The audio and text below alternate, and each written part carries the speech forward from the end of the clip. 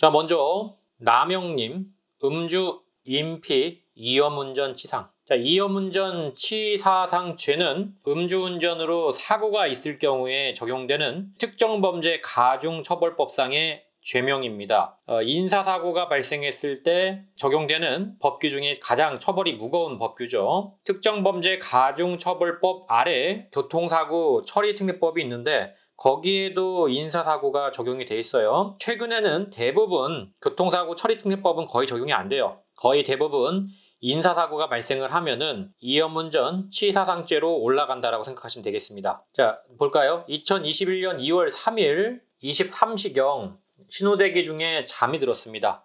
뒷차에 운전자의 신고로 단속됐고요. 초범이고 0.085 나왔습니다.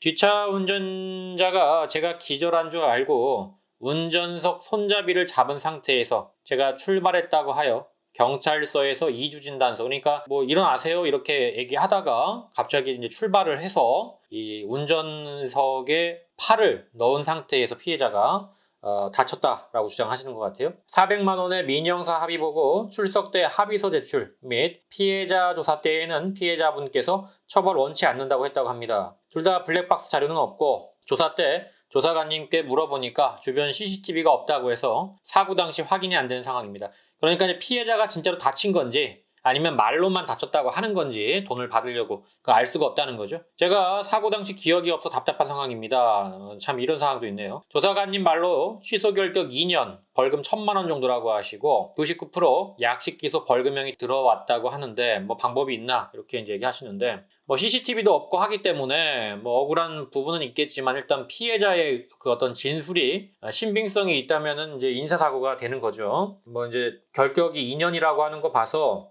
지금 이 경찰관도 인사사고가 있는 거다라고 인정을 하는 것 같아요. 결론적으로 이걸 뒤집을 수 있는 어떤 반증이 있지 않은 한, 그러니까 피해자가 전혀 뭐 차량에 손도 놓지 않았고 멀찌감치 떨어져가지고 신고만 했다. 그러면 다친 게 없잖아요. 뭐 그런 경우를 입증을 해야 될 것 같은데 사실상 이건 입증의 문제라고 봅니다. 근데 피해자가 일단 다쳤다라고 주장을 하니까 그 부분에 대해서 좀 답답한 부분이 저도 있네요. 이걸 반증을 해야 돼요, 우리가. 그래서 뭐 주변에 있는 블랙박스라든지 이런 것들 다시 한번 좀 확인해 보셔야 할 것 같습니다.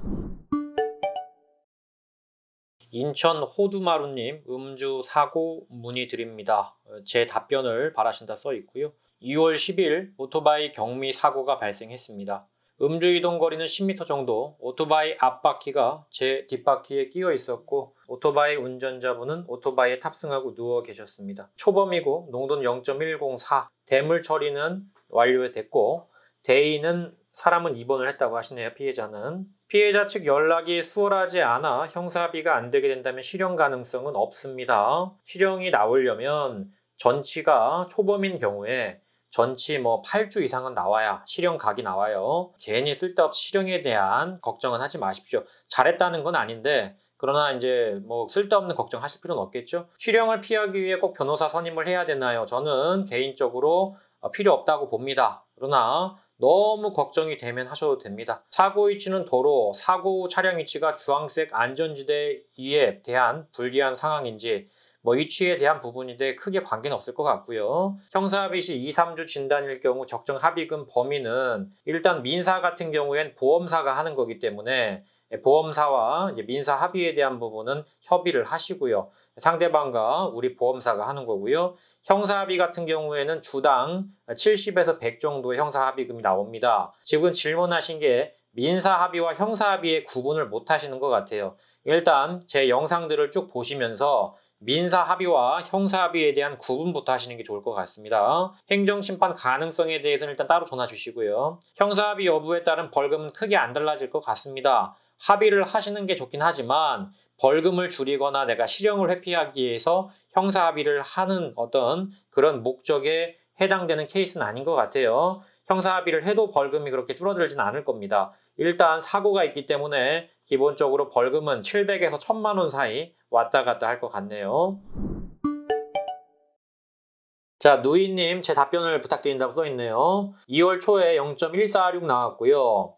음주운전한 기록이 장기 렌트카에 뜨나요? 장기 렌트카는요, 이 보험 계약이라고 하는 게 일단 지금 이게 장기 렌트가 아마도 본인 계약이 아니신 걸로 생각이 들어요. 만약에 회사에서 하는 계약이라면 불특정 다수가 장기 렌트한 차량을 타기 때문에 이거는 특정을 못해요. 어떤 사람이 음주운전을 했구나라고 특정을 못합니다. 그래서 결론적으로 내가 특정이 되지 않는 불특정 다수에 대한 계약상 보험이라면은 당연히 그거는 해당이 안 됩니다. 근데 이런 건 있어요. 예를 들어 저는 리스를 하고 있는데 저는 개인 운용 리스거든요. 자, 리스 차량을 타는 경우에는 보험을 그 렌트카 측에서 해주는 게 아니고요. 자기가 알아서 들어야 돼요. 그러니까 저는 제 보험사하고 저가 직접 계약을 맺은 거예요. 리스사하고 관계없이. 리스사는 그냥 어떤 보험이든 보험만 들면 되는 거예요. 거기는 관계가 없어요. 그러니까 제가 개인적으로 보험을 들었기 때문에 제 개인 보험이나 마찬가지죠. 자, 이런 경우에는 만약에 제가 음주운전을 했다. 그러면 남죠. 기록이. 제가 주 보험자니까. 근데 이 장기 렌트카는 보통 렌트카 측하고 그 다음에 보험사가 단체 계약 형식으로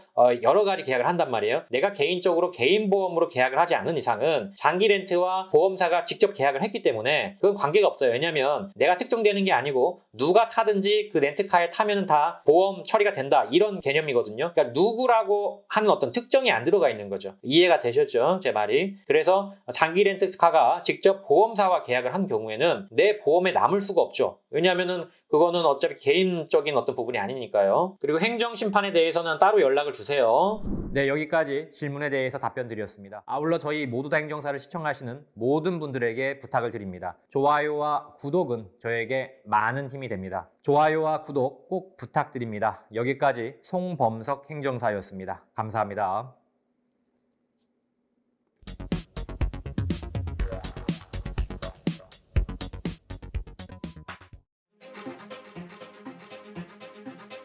모두 다 감옥 보낼 수는 없는 거 아닙니까? 이 중에서 경중을 따져서 억울하거나 또는 경미하신 분들은 한 번 더 기회를 줘야 되지 않을까요?